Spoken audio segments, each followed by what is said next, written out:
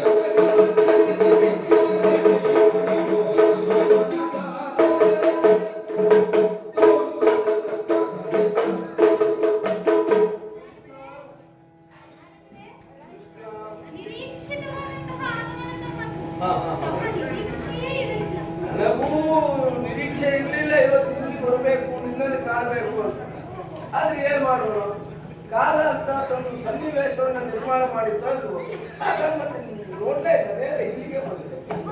ಹೌದು ಹೌದು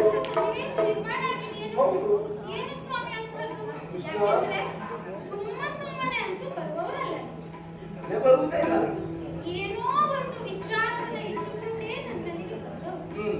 ಏನದು ಸ್ವಾಮಿ? ಕೃಷ್ಣ, ನಿನಗೆ ತಿಳಿಯದೇ ಇದ್ದದ್ದು ಅಂತ ಏನೂ ಅಲ್ಲ.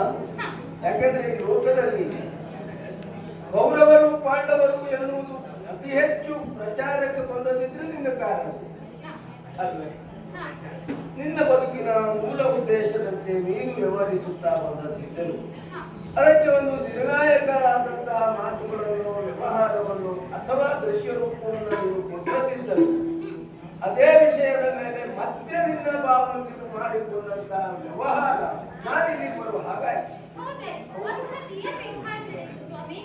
ಯೋಚನೆ ಮಾಡುವುದು, ನಿನ್ನ ನಿರ್ದೇಶನದಲ್ಲಿಯೇ ನಿರ್ಮಿಸಲ್ಪಟ್ಟಂತಹ ಕುರುಕ್ಷೇತ್ರ ರಣಾಂಗಣ ದುಷ್ಟರ ನಾಶ ಆಗಿದೆ, ಶಿಷ್ಟರ ಪರಿಪಾಲನೆ ಆಗಿದೆ. ಇದು ಒತ್ತಂದದಲ್ಲಿ ನಿನ್ನ ದೃಷ್ಟಿಯಲ್ಲಿ ಕಾಣಬೇಕಾದಂತಹ ವಿಚಾರವಾಗಿದೆ. ಆದರೆ ನಿನ್ನ ಭಾವಂದಿರಾದಂತಹ ಈ ಭೀಮ ಮತ್ತು ಪಾರ್ಥ ಇದ್ದಾರಲ್ಲ, ಅವರು ಈ ವಿಚಾರವಾಗಿ ಆಲೋಚನೆಗೆ ತೊಡಗಿದೆ.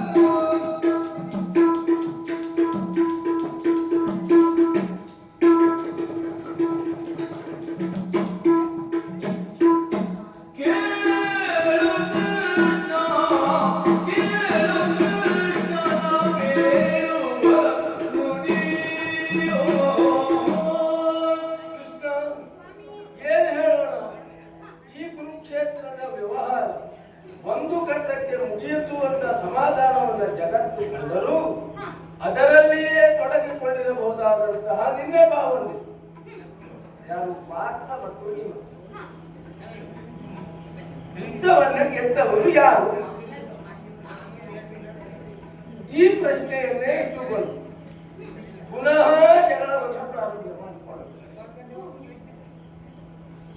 ಜಗಳ ಅವರಲ್ಲಿಯೇ ಅದರಲ್ಲಿ ಇಷ್ಟು ಸಮಸ್ಯೆ ಆಗುತ್ತಾ ಇರಲಿಲ್ಲ ಕೃಷ್ಣ. ಇದು ನೋಡು, ಒಂದೊಂದು ದಿನ ನೀನು ಸಂಧಾನದ ವ್ಯವಹಾರದಲ್ಲಿ ತಂಗಿ ದ್ರೌಪದಿಯನ್ನ ಬರ ಹೇಳಿ ಅಂತ ಮೊದಲು ರಾಜಕೀಯಕ್ಕೆ ಸ್ತ್ರೀಯರೆಲ್ಲ ಪ್ರವೇಶ ಮಾಡಿಸಿದವನು ನೀನು. ಅಷ್ಟಕ್ಕೆ ಅದರಲ್ಲಿ ಬೇಸರ ಇರಲಿಲ್ಲ. ನಿನ್ನ ಭಾವನೆಯಲ್ಲಿ ಏನು ಮಾಡಿದ್ರು ಗೊತ್ತುಂಟ? ಇನ್ನೂ ಒಂದು ಹೆಜ್ಜೆ ಮುಂದಿಟ್ಟು ರಣಾಂಗಣಕ್ಕೆ ಸ್ತ್ರೀಯರನ್ನು ಕರೆಸುವಂತಹ ವ್ಯವಹಾರದಲ್ಲಿ ತೊಡಗಿದೆ.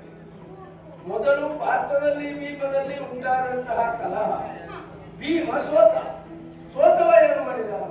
ದ್ರೌಪದಿಯನ್ನ ಯುದ್ಧಕ್ಕೆ ಕಳಿಸಿದ. ಪಾರ್ಥನನ್ನು ನೀನು ಸೋಲಿಸಬೇಕು. ದ್ರೌಪದಿ ಯುದ್ಧಕ್ಕೆ ಬಂದ, ಭಾರತ ಸೋತ. ಅಲ್ಲಿಗೆ ಪ್ರಕರಣ ಮುಗಿಯಲೇ. ಭಾರತ ಕುಳಿತಲ್ಲೇ ಒಂದು ಆಲೋಚನೆ ಮಾಡಿದ. ಭೀಮ ಯಾಕೆ ತನ್ನ ಹೆಂಡತಿಯನ್ನು ಕಳಿಸಿದ್ದಾನಲ್ಲ, ತಾನು ತನ್ನ ಹೆಂಡತಿ ಸುಭದ್ರೆಯನ್ನು ಕಳಿಸಿದ್ರೆ ಏನಾದೀತು ಅಂತ ಆಲೋಚನೆ ಮಾಡಿದವ ತಡ ಮಾಡಲಿಲ್ಲ. ಸುಭದ್ರೆಯನ್ನ ರಣಾಂಗಣಕ್ಕೆ ಕಳಿಸಬೇಕು. ಒಂದು ಕಡೆಯಲ್ಲಿ ಸುಭದ್ರೆ, ಒಂದು ಕಡೆಯಲ್ಲಿ ದ್ರೌಪದಿ ಕಡಾಕಾರಿಯಾಗಿ ಹೋರಾಟಕ್ಕೆ ತೊಡಗಿಕೊಂಡು ಸಾಮಾನ್ಯದವಳಲ್ಲ ನನಗೂ ಗೊತ್ತು. ಆದರೆ ಆ ಪ್ರಕರಣದಲ್ಲಿ ಆ ಸಂದರ್ಭದಲ್ಲಿ ಏನಾಯ್ತು ಅಂತ ಕೇಳಿದ್ರೆ ಸೋತಂತಹ ಅವಳು ದಿಕ್ಕುಗಾಣದೆ ರಣಾಂಗಣದಲ್ಲಿ ಮುಂದೇನು ಗತಿ ಅಂತ ಹೇಳಿ ಮುಚ್ಚಿಕೊಳ್ಳುವ ಕಾಲಕ್ಕೆ ವಿಚಾರ ಕೇಳಿದೆ. ಅವಳು ಹೇಳಿದ್ದು ಇಷ್ಟು ಪ್ರಕರಣ ಆಯ್ತು, ನಾನು ಬಂದೇ ಸೋತೆ ಅಂತ. ಅದು ನನಗನಿಸುವುದು ಕೃಷ್ಣ ಹೊಣೆಗಾರಿಕೆ ನಿನಗೆ ಹೆಚ್ಚು ವ್ಯವಹಾರದಲ್ಲಿ. ಯಾಕೆ ಗೊತ್ತುಂಟು, ಅವರವರು ಹೇಳಿದ್ದನ್ನು ಬಿಡುವವರಿಗಿಲ್ಲ. ಆದರೂ ಜಗತ್ತು ಒಂದು ಮಾತಾಡ್ತದೆ ನಿನ್ನ ಕುರಿತಾಗಿ. ಅಣ್ಣನಿಗೆ ಮನಸ್ಸಿಲ್ಲದೆ ಇದ್ದರೂ ಕೃಷ್ಣ ತನ್ನದಾದಂತಹ ಬುದ್ಧಿವಂತಿಕೆಯಿಂದ ಸುಭದ್ರೆಯನ್ನು ಅರ್ಜುನನಿಗೆ ವಿವಾಹ ಮಾಡಿಸಿದ. ಈಗ ಅರ್ಜುನನಿಗೆ ನೀನು ವಿವಾಹ ಮಾಡಿಸಿದ ಸತ್ಯ, ಇಲ್ಲಿಯವರೆಗೆ ಯಾವ ಸಮಸ್ಯೆಯೂ ಬರಲಿಲ್ಲ. ಆದರೆ ಈ ಪ್ರಕರಣದಲ್ಲಿ ನೀನು ತೊಡಗಿಕೊಳ್ಳಲಿಲ್ಲ ಅಂತ ಆದ್ರೆ ನಾಳೆಗೆ ನಿನ್ನ ಕುರಿತಾಗಿ ಏನ್ ಹೇಳ್ತದೆ? ಕೃಷ್ಣ ಹಾಗೇನು ಅರ್ಜುನನಿಗೆ ಮದುವೆ ಮಾಡಿಸಿ ಕೊಟ್ಟದ್ದು ಹೌದು, ಕೊನೆಗೆ ಆ ಸುಭದ್ರೆಯ ತೊಂದರೆಗೆ ಈ ಕೃಷ್ಣ ಒದಗಲಿಲ್ಲ ಅಂತ ಹೇಳ್ತಾರೆ. ಯೋಚನೆ ಮಾಡು. ಹಾಗಾಗಿ ನೀನು ಏನಕ್ಕೆ ಪ್ರಕಾರ ಏನೇ ಆಗುತ್ತೆ ಆ ಸುಭದ್ರೆ ಒಂದು ಭದ್ರತೆಯನ್ನು ಒದಗಿಸುವ ಹೊಣೆಗಾರಿಕೆ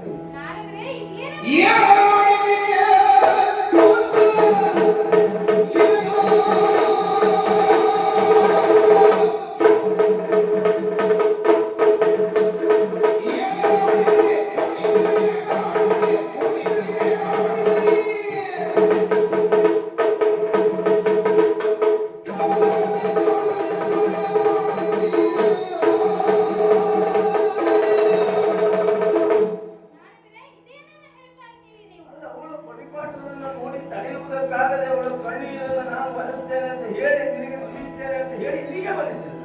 ಆದ್ರೆ ನಿಮ್ಮ ಮಾತನ್ನ ಕೇಳಿದ್ರೆ ಬಹಳ ಆಶ್ಚರ್ಯ ಆಗ್ತಾ ಇದೆ ನನಗೆ. ಯಾಕೆಂದ್ರೆ ಕೆಲವು ಸಮಯದ ಹಿಂದೆ ಅಷ್ಟೇ ಅವರ ನಡುವೆ ಉಂಟಾದ ಇಂತಹದ್ದೇ ಒಂದು ಸಮಸ್ಯೆಯನ್ನ ಒಂದು ಹಂತಕ್ಕೆ ಪರಿಹರಿಸಿ ಬಂದವನು ನಾನು. ನೀನು ಪರಿಹರಿಸಿದ್ದಿ, ನಾವು ಹೇಳಬಹುದು, ಅದನ್ನ ಕೇಳಬೇಕಲ್ಲ. ಅದೇ ಮತ್ತೆ ಅವರು ಅದೇ ಸಮಸ್ಯೆಯನ್ನ ಮುಂದಿಟ್ಟುಕೊಂಡಿದ್ದಾರೆ. ಮನೆಯ ಹೆಂಗಸರೆಲ್ಲ ರಣಕ್ಷೇತ್ರಕ್ಕೆ ಬಂದು ಕಾದಾಡಿದ್ದಾರೆ ಅಂತ ಆದ್ರೆ ಹೆಂಗಸರು ಕಾದಾಟಕ್ಕೆ ಬಂದ್ರಲ್ಲ ಅಂತ ಗಂಡಸರು ಬಿಡು, ಹೆಂಗಸರು ಕಾದಾಟಕ್ಕೆ ಬಂದ್ರಲ್ಲ. ನಿಜ, ಕಾಲನ ಆಲೋಚನೆಯಲ್ಲಿ ಏನಿದೆಯೋ ಏನು ಇರಲಿ, ಏನೇ ಆದ್ರೂ ನಮ್ಮ ತಂಗಿಯಾದ ಸುಭದ್ರೆಯ ರಕ್ಷಣೆ ನಮ್ಮ ಕರ್ತವ್ಯ. ಅಲ್ಲ, ಅರ್ಜುನನಿಗೆ ಸೇರ್ಬೇಕು ಅಂತ ಪ್ರಯತ್ನ ಮಾಡಿ ನೀನು ಅಣ್ಣನ ಬುದ್ಧಿವಂತಿಕೆಯನ್ನು ತಪ್ಪಿಸಿ ನಿನ್ನ ಆಲೋಚನೆಯಂತೆ ನೀನು ಮದುವೆ ಮಾಡಿಸಿದವು. ಈಗ ಅವಳಿಗೆ ಏನು ಅನಿಸ್ಬೋದು ಒಮ್ಮೆ ಅರ್ಥ ಮಾಡಬೇಕು. ಖಂಡಿತವಾಗಿ ನನ್ನ ತಂಗಿಯಾದ ಸುಭದ್ರೆಯ ಸಂರಕ್ಷಣೆ ನನ್ನ ಕರ್ತವ್ಯ, ನಿನ್ನ ಕರ್ತವ್ಯ. ಅದ್ರ ಒಂದು ಹೇಳಿ ಕೇಳಿ ರಣಾಂಗಣ ಎದುರಿಗಿರುವವಳು ದ್ರೌಪದಿ. ಹಾಗಾಗಿ ಸಾಕಷ್ಟು ಸಿದ್ಧತೆಯೊಂದಿಗೆ ಹೋದ್ರು ಒಳ್ಳೆಯದು ನನಗನಿಸ್ತದೆ.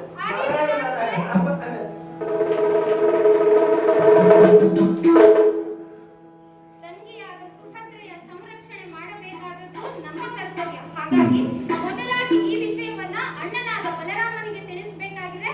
ಹಾಗಾಗಿ ಅತ್ತ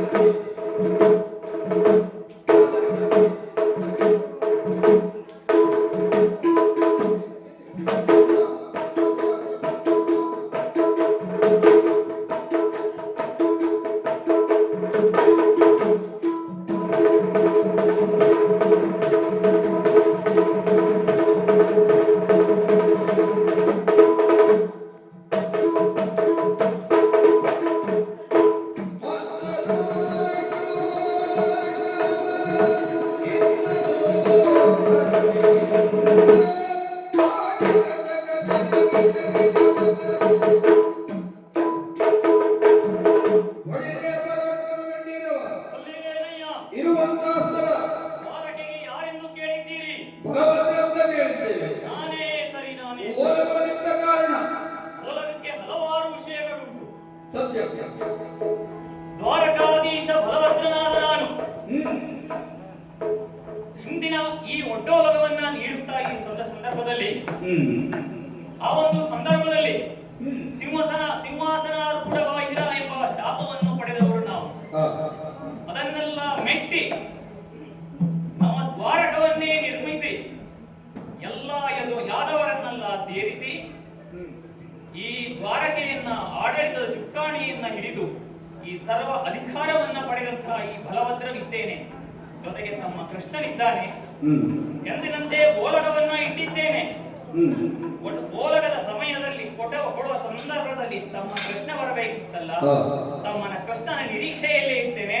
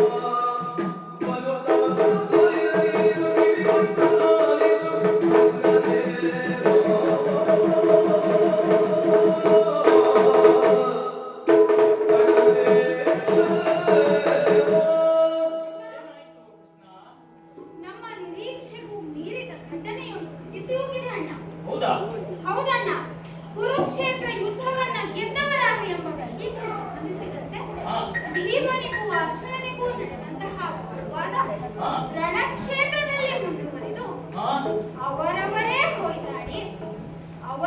ಹೊಯ್ದಾಡಿಕೊಂಡಿದ್ದರೂ ವಿಶೇಷವಿರಲಿಲ್ಲ.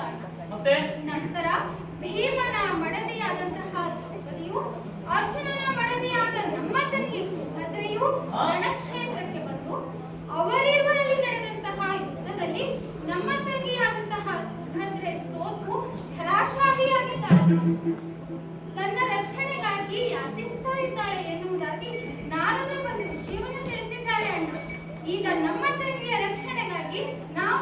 ಗಮನಿಸಬೇಕಾದದ್ದು ತೀರಾ ಅವಶ್ಯಕ. ನಮ್ಮ ತಂಗಿ ಸೌಭದ್ರೆಗೆ ಸೋಲಾಯಿತೆ. ಹೌದಣ್ಣ. ಸೊಲಗೆ ಸೌಭದ್ರೆಯನೋ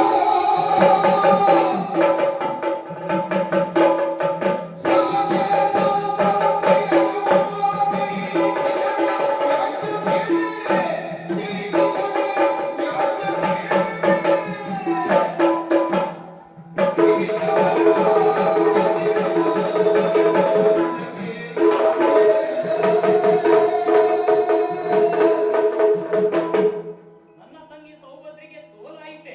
ಹೌದಣ್ಣ. ಅವಳು ರಣಕ್ಷೇತ್ರದಲ್ಲಿ ಅಳುತ್ತಾ ನಿಂತಿದ್ದಾಳೆಯೇ? ನಿಜ ಅವಳು ಅಣ್ಣ. ಕಷ್ಟದಲ್ಲಿದ್ದಾಳೆಯೇ? ಹಾಗಾದ್ರೆ ಅಣ್ಣಂದಿರಾದ ನಾವು ಸುಮ್ಮನಿರುವುದು ಸರಿಯೇ? ಖಂಡಿತ ತಡ ಮಾಡದೆ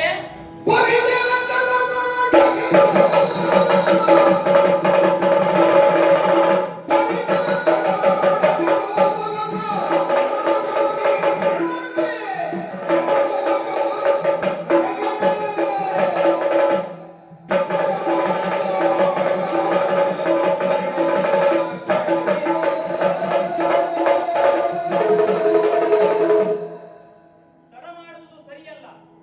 ನಮ್ಮ ಯಾದವರನ್ನೆಲ್ಲ ಸೇರಿಸಿಕೊಂಡು ನಾನು ಮತ್ತು ನೀನು ಒಡಗೂಡಿ ಈ ಕ್ಷಣದಲ್ಲಿ ನನ್ನ ತಂಗಿಯ ರಕ್ಷಣೆಗಾಗಿ ರಣಕ್ಷೇತ್ರಕ್ಕೆ ನಡೆಯೋಣ. ಆದೀತು ಅಣ್ಣ, ಈಗಲೇ ನಡೆಯೋಣ.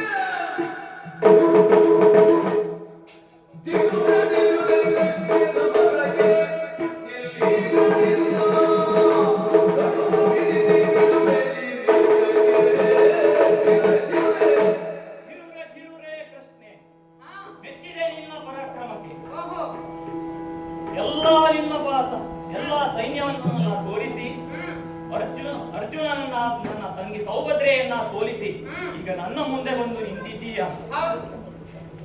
ಇಷ್ಟು ಹೊತ್ತು ಒಂದು ಲೆಕ್ಕ, ಈಗ ನಿನ್ನ ಮುಂದೆ ಬಂದು ನಿಂತವ ಬಲಭದ್ರ. ಎಲ್ಲರ ಹಾಗೆ ನನ್ನನ್ನ ತಿಳಿಯಬೇಡ.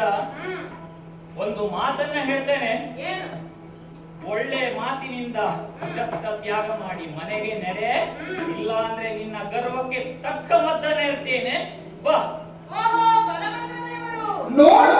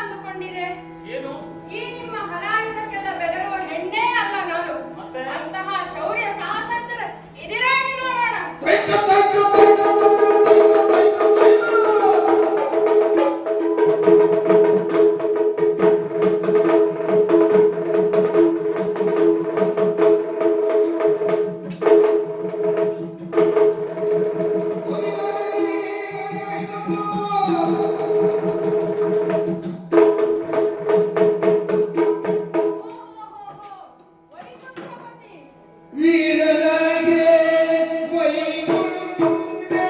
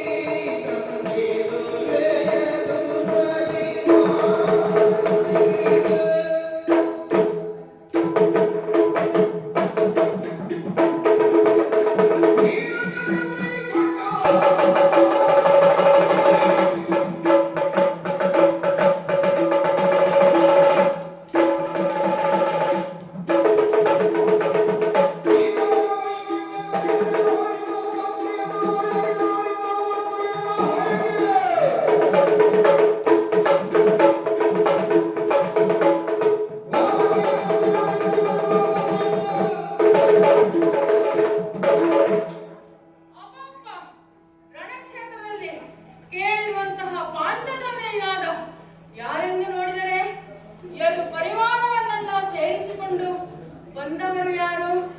ವೈಕುಂಠಪತಿಯೇ ಖರೆ ಖರೆ. ಆದರೆ ಈತನು ಇಲ್ಲಿಗೆ ಬರುವುದಾ? ಖಂಡಿತವಾಗಿ ಅಲ್ಲ. ಈತನು ಮಾಡುವಂತಹ ಕೆಲಸ ಏನು? ಏನು ಮಾಡಿದ್ದಾನೆ ನೆನಪಿಸಬೇಕಲ್ಲ. ಬೆಕ್ಕಿನಂದದಿ ಗೋಪಿಯರ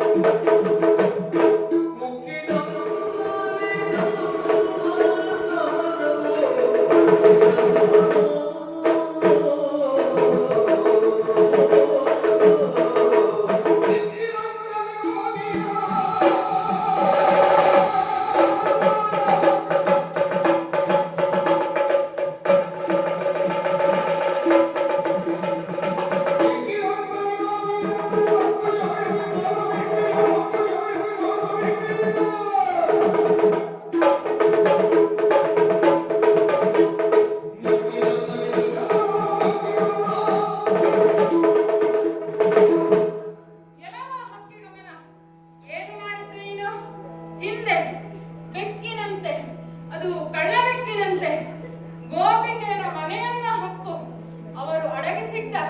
ಹಾಲು ಬೆಣ್ಣೆ ಮೊಸರನ್ನ ಕಟ್ಟು ಮೆದ್ದು ತಿಂದು ತೇಗಿದವನಲ್ಲ ನೀನು. ಆ ರೀತಿ ಮುಕ್ಕಿದಂದವಿದಲ್ಲ, ಇದು ರಣ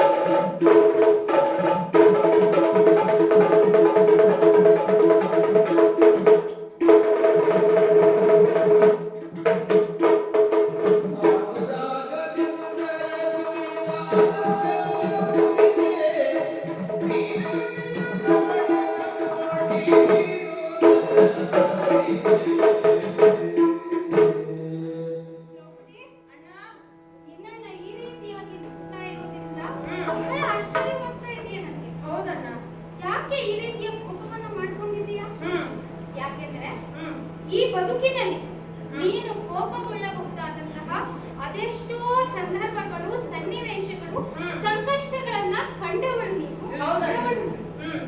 ಆಗೆಲ್ಲ ನಿನ್ನಲ್ಲಿದ್ದಂತಹ ತಾಳ್ಮೆ, ಸಹನೆಗಳು ಈಗೆಲ್ಲಿ ಹೋಯ್ತಂಗೆ? ಯಾಕೆ ಈ ರೀತಿಯ ಸಿಟ್ಟನ್ನು ಮಾಡ್ಕೊಂಡಿದೀಯಾ? ಏನಾಯ್ತು? ಮಾಧವನಾಗಿ ಆಲಿಸಬೇಕನ್ನ.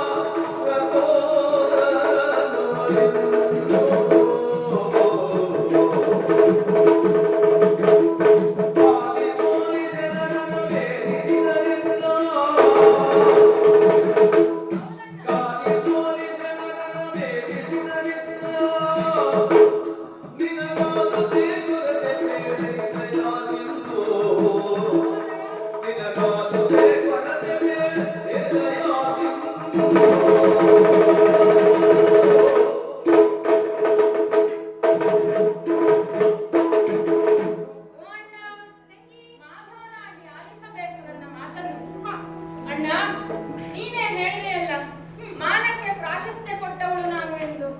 ಖಂಡಿತವಾಗಿ ಹೌದಣ್ಣ. ಗೃಹಿಣಿಯ ಆ ರೀತಿಯೇ ಹಾಗಲ್ಲವೇ ಅಣ್ಣ? ಈ ಪ್ರಕರಣ ಎನ್ನುವುದು ನಿನಗೆ ಹೊಸದಲ್ಲ, ನಿನ್ನಲ್ಲಿಗೆ ಬಂದ ಪ್ರಕರಣ ಇದು. ಭೀಮ ಹಾಗೂ ಅರ್ಜುನರು ಈ ಪ್ರಶ್ನೆಯನ್ನಾನು ನಿನ್ನಲ್ಲಿ ಬಂದರು. ಈ ಪ್ರಶ್ನೆಗೆ ಉತ್ತರವನ್ನು ಕೊಟ್ಟೆಯ ನೀನು? ಕೊಡಲಿಲ್ಲ. ಅವರಿಗೆ ಸಮಾಧಾನವಾಗಲಿಲ್ಲ. ಇಬ್ಬರೂ ಪರಸ್ಪರ ವೈರವನ್ನ ಅಂತೂ ಹೊಡೆದಾಡಿಕೊಂಡರು. ಅದರಲ್ಲಿ ಭೀಮ ಸೋತು ಹೋದ. ಭೀಮನ ಪಕ್ಷವನ್ನ ಅಂತೂ ನಾನು ಬಂದೆ. ಅರ್ಜುನನನ್ನ ಗಾರುಗೆಡಿಸಿದ್ದು ನಿಜ. ಅರ್ಜುನನ ಪಕ್ಷವನ್ನ ಅಂದು ನಿನ್ನ ತಂಗಿ ಸುಭದ್ರೆ ಬಂದಿದ್ದು ನಿಜ. ಆದರೆ ಆ ಸುಭದ್ರೆಯೇ ಆಡಿದ ಮಾತು ಇದು, ನಾನು ಅರ್ಜುನನ ಮಡದಿಯಾಗಿ ಬಂದಿರುವೆ ಕಾಳಗಕ್ಕೆ ಎಂದು.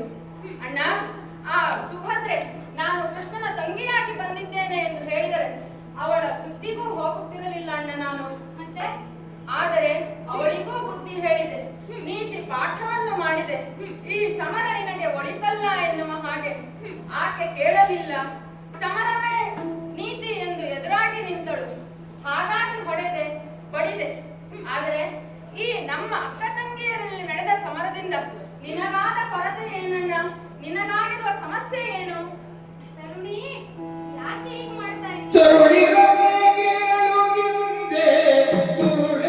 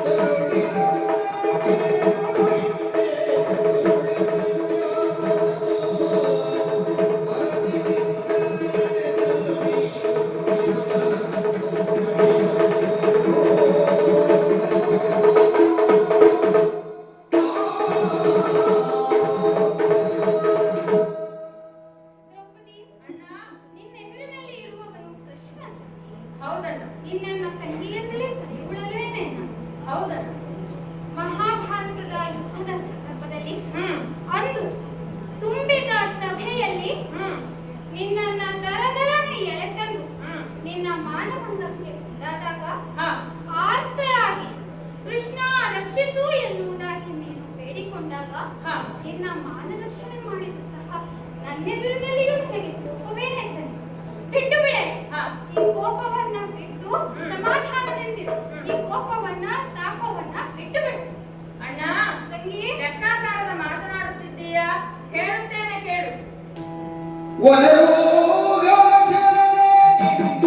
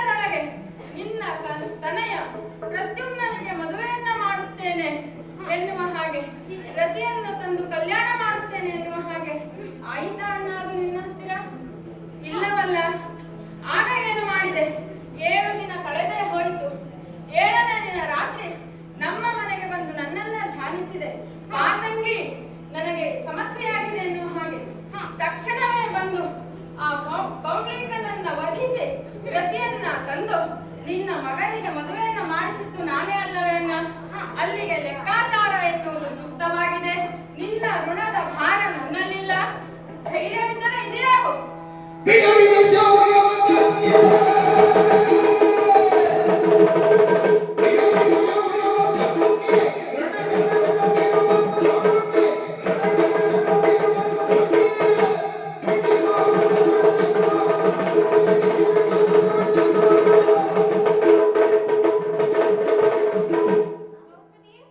ಮಾತಿಗೆ ಮಾತನ್ನ ಸೇರಿಸುವುದಾದರೆ ಬದುಕಿನಲ್ಲಿ ಅದೆಷ್ಟೋ ಸಂದರ್ಭಗಳು ಸಿಗಬಹುದು.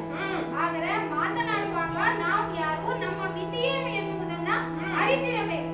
ಅದನ್ನ ಮರೆತು ವ್ಯವಹರಿಸ್ತೀರಿ ಅಂತಂದ್ರೆ ದಂಡದ ಮೂಲಕವಾಗಿಯೇ ತಿಳಿಸಬೇಕಾಗ್ತದೆ. ಹಾಗಾಗಿ ನನ್ನ ತಂಗಿಯಾದ ನಿನಗೆ 2 ಪೆಟ್ಟನ್ನ ಕೊಟ್ಟಾದ್ರೂ ಸರಿ, ಬುದ್ಧಿಯನ್ನ ಕಲಿಸ್ತೇನೆ.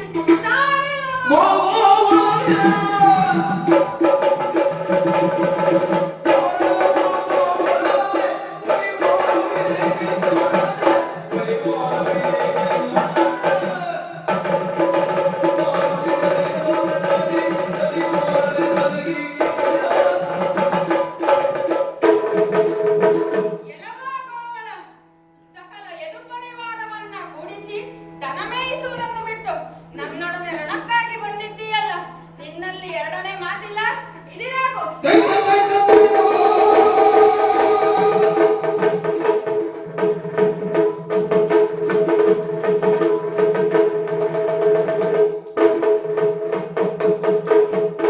ನಿನ್ನ ಚಕ್ರವನ್ನ ಕಸಿದಿದ್ದೇನೆ. ಯಾರನ್ನ ಕರೆಸುತ್ತೀಯ? ಕರೆಸು. ಮುರಹರನೇ ಬಂದರು ಬೆದರುವವರು. ಕರೆಸು. ಇಲ್ಲ, ಇವಳ ಕೋಪವನ್ನ ತಣಿಸುವುದಕ್ಕೆ ನನ್ನಿಂದ ಸಾಧ್ಯವಿಲ್ಲ. ಇದಕ್ಕೆ ಹರನೇ ಬರಬೇಕು. ಹಾಗಾಗಿ